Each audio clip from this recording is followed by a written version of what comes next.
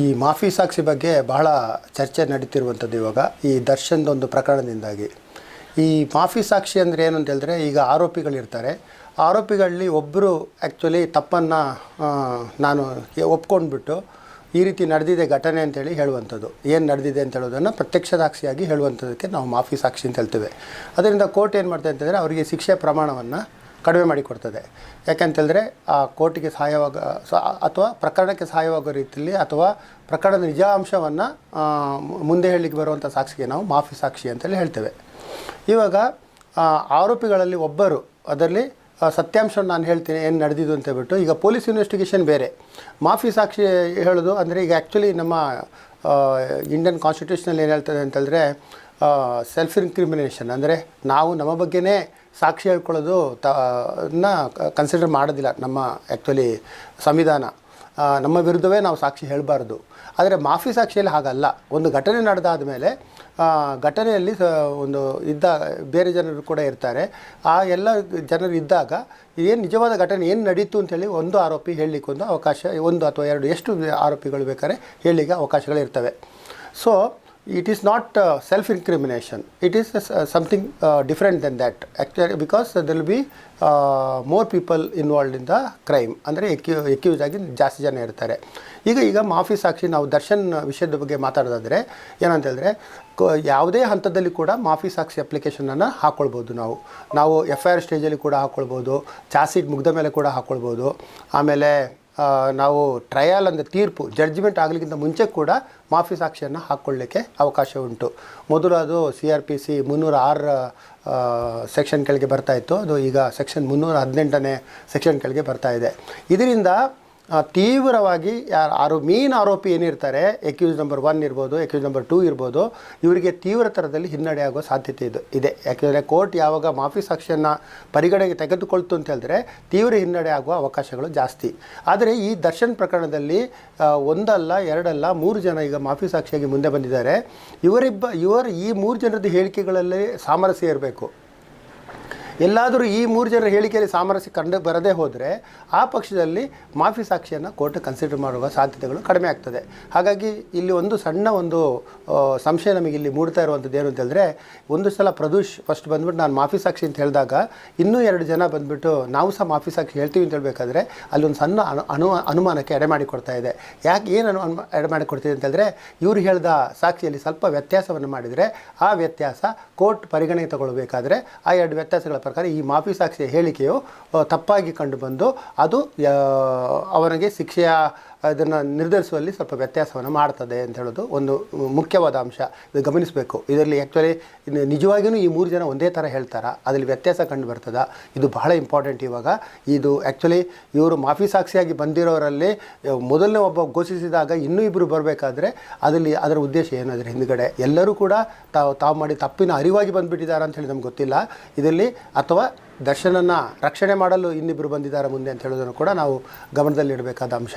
ಹಾಗಾಗಿ ಸಪೋಸ್ ಎಲ್ಲಾದರೂ ಈ ಮಾಫಿ ಸಾಕ್ಷಿಗಳು ಹೇಳಿದ್ದು ಸುಳ್ಳು ಅಂತ ಹೇಳಿದಾದ ಪಕ್ಷದಲ್ಲಿ ಕೂಡ ಅವರಿಗೆ ಶಿಕ್ಷೆ ಆಗುವ ಸಾಧ್ಯತೆ ಉಂಟು. ಸುಳ್ಳು ಹೇಳಬಾರ್ದು, ನಾನು ಮಾಫಿ ಸಾಕ್ಷಿಯಾಗಿ ಬರ್ತೀನಿ ಅಂತ ಹೇಳ್ಬಿಟ್ಟು ಅದು ಹಳೆ ಸೆಕ್ಷನ್ 193 ಸುಳ್ಳು ಸಾಕ್ಷಿ ಹೇಳುವಂಥದ್ದು ಸೆಕ್ಷನ್ ಇದು IPC ಇರಬೇಕಾದ್ರೆ 193 ಇತ್ತು.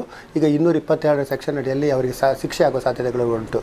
ಹಾಗಾಗಿ ಮಾಫಿ ಸಾಕ್ಷಿಯನ್ನು ಸುಳ್ಳು ಹೇಳಲಿಕ್ಕೆ ತುಂಬ ಕಡಿಮೆ ಇದು, ಯಾಕೆಂತಂದರೆ ಅಲ್ಲಿ ಶಿಕ್ಷೆ ಆಗುವ ಒಂದು ಭಯ ಕೂಡ ಇರ್ತದೆ. ಹಾಗಾಗಿ ನಾವು ಇದು ತನ್ನ ತಪ್ಪಿನ ಅರಿವಾಗಿಯೇ ಆತ ಬಂದಿದ್ದಾನೆ ಅಂಥೇಳಿ ನಾವು ತಿಳ್ಕೊಳ್ಬೋದು ಅಂತ ತಿಳ್ಕೊಳ್ತಾ ಇದ್ದೆ. ಇದು ತುಂಬ ಒಂದು ಯಾರು ನಮ್ಮ ದರ್ಶನ್ನ ಒಂದು ಈ ತನಿಖಾ ಅಂದರೆ ಈ ಟ್ರಯಲ್ ಏನು ನಡೀತಾ ಉಂಟು ಇದರಲ್ಲಿ ಅತ್ಯಂತ ಒಂದು ಅವರಿಗೆ ಹಿನ್ನಡೆಯ ದೊಡ್ಡ ಒಂದು ಭೀತಿಯ ಇದರಿಂದ ಸಂಭವಿಸುವ ಸಾಧ್ಯತೆ ಇದೆ ಅಂತ ಹೇಳಿ ಬಯಸ್ತೇನೆ ನಾನು. ಸರ್, ದರ್ಶನ್ ಕೇಸಲ್ಲಿ ಮಾಫಿ ಸಾಕ್ಷಿ ಮಾಡೋದು ಪ್ರಾಸಿಕ್ಯೂಷನ್ಗೆ ಎಷ್ಟು ಮುಖ್ಯ ಆಗುತ್ತೆ?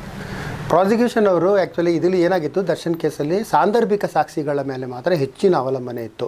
ಪ್ರತ್ಯಕ್ಷ ಸಾಕ್ಷಿಗಳು ಯಾರು ಕೂಡ ಹೇಳಿರಲಿಲ್ಲ. ಇದರಲ್ಲಿ ಎಲ್ಲರೂ ಆರೋಪಿಗಳೇ ಆಗಿಬಿಟ್ಟಿದ್ರು. ಇದರಲ್ಲಿ ಈ ಪ್ರದೂಷ್ ಅಂತ ಹೇಳೋನು 14ನೇ ಆರೋಪಿ. ಅದರಲ್ಲಿ ಏನಾಗಿದೆ ಅಂತಂದರೆ ಸಾಂದರ್ಭಿಕ ಸಾಕ್ಷಿಯಲ್ಲಿ ಅಂತಂದರೆ ಎಲ್ಲ ಒಂದಕ್ಕೊಂದು ಚೈನ್ ಲಿಂಕ್, ಒಂದಕ್ಕೊಂದು ಕನೆಕ್ಟ್ ಆಗಲೇಬೇಕು. ಒಂದು ಲಿಂಕ್ ಡಿಸ್ಕನೆಕ್ಟ್ ಆದರೂ ಕೂಡ ಆವಾಗ ಶಿಕ್ಷೆ ಕೊಡಲಿಕ್ಕೆ ಬರೋದೇ ಇಲ್ಲ. ಆದರೆ ಪ್ರತ್ಯಕ್ಷ ಸಾಕ್ಷಿಲಿ ಹಾಗಲ್ಲ. ಪ್ರತ್ಯಕ್ಷ ಸಾಕ್ಷಿಗಳು 1-2 ಸಾಕ್ಷಿಗಳು ಕರೆಕ್ಟಾಗಿ ಹೇಳಿಬಿಟ್ರು ಅಂತಂದರೆ ಶಿಕ್ಷೆ ಆಗೋ ಸಾಧ್ಯತೆಗಳು ಹೆಚ್ಚು. ಇದರಲ್ಲಿ ಒಂದೇ ಒಂದು ಪ್ರತ್ಯಕ್ಷ ಸಾಕ್ಷಿ ಇರಲಿಲ್ಲ ಯಾವುದರಲ್ಲಿ, ಈ ದರ್ಶನ್ ಕೇಸ್ನಲ್ಲಿ. ಇವಾಗ ಮಾಫಿ ಸಾಕ್ಷಿ ಅಂತೇಳಿ ಬಂದವನು ಪ್ರತ್ಯಕ್ಷ ಸಾಕ್ಷಿ ಆಗಿಬಿಡ್ತಾನೆ. ಆವಾಗ ಅದು ಸಾಂದರ್ಭಿಕ ಸಾಕ್ಷ್ಯ ಅಲ್ಲ, ಪ್ರತ್ಯಕ್ಷ ಸಾಕ್ಷಿ ಆಗಿದ್ದರಿಂದಾಗಿ ಇವರಿಗೆ ತೀವ್ರ ಹಿನ್ನಡೆ ಆಗೋ ಸಾಧ್ಯತೆಗಳು ಜಾಸ್ತಿ ಇರ್ತದೆ.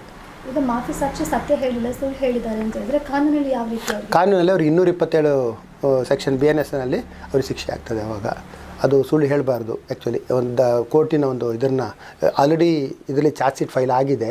ಆ್ಯಕ್ಚುಲಿ ಮಾಫಿ ಸಾಕ್ಷಿನ ಯಾವ ಹಂತದಲ್ಲಿ ಬೇಕಾದರೆ ಹೇಳ್ಬೋದು. ಅಂದರೆ FIR ಮಾಡೋ ಸ್ಟೇಜಲ್ಲಿ ಹೇಳ್ಬೋದು, ಪೊಲೀಸ್ ಇನ್ವೆಸ್ಟಿಗೇಷನ್ ಮಾಡೋ ಕೂಡ ಹೇಳ್ಬೋದು, ಅಥವಾ ಚಾರ್ಜ್ ಶೀಟ್ ಹಾಕಿದ ಮೇಲೆ ಕೂಡ ಹೇಳ್ಬೋದು, ಟ್ರಯಲ್ ನಡೀತಾ ಇರ್ಕೋದ್ರೆ ಹೇಳ್ಬೋದು. ಆದರೆ ಹೇಳಿಬಿಟ್ಟು ಎಲ್ಲರೂ ಸುಳ್ಳು ಹೇಳಿದ್ದಾರೆ ಅಂತೇಳಿ, ಯಾಕಂದರೆ ಇನ್ವೆಸ್ಟಿಗೇಷನಲ್ಲಿ ಕೂಡ ಚಾರ್ಜ್ ಶೀಟಲ್ಲಿ ರಿಪೋರ್ಟ್ ಇರ್ತದೆ, ಯಾವ್ಯಾವ ಘಟನೆಗಳು ನಡೆದಿದೆ, ಒಂದಕ್ಕೊಂದು ಕನೆಕ್ಟಿಂಗ್ ಈವೆಂಟ್ಸ್ ಇರ್ತದೆ. ಅಲ್ಲಿ ಎಲ್ಲರೂ ಪ್ರಬಲವಾದ ವ್ಯತ್ಯಾಸ ಕಂಡು ಬಂದ ಪಕ್ಷದಲ್ಲಿ ಇವರಿಗೆ ಕಠಿಣ ಶಿಕ್ಷೆ ಆಗ್ತದೆ. ಸುಳ್ಳು ಸಾಕ್ಷಿ ಹೇಳಿದ ಒಂದು ಇದರಲ್ಲಿ ಕಾಯ್ದೆ ಅಡಿಯಲ್ಲಿ ಅವರಿಗೆ ಶಿಕ್ಷೆ ಆಗ್ತದೆ. ಪೊಲೀಸವರೇ ನೇರವಾಗಿ ಮಾಫಿ ಸಾಕ್ಷಿ ಮಾಡ್ಬೋದು ಸರ್? ಮಾಡ್ಬೋದು. ಈಗ ಮಾಫಿ ಸಾಕ್ಷಿಯನ್ನು ಪೊಲೀಸರು ಮಾಡ್ಬೋದು.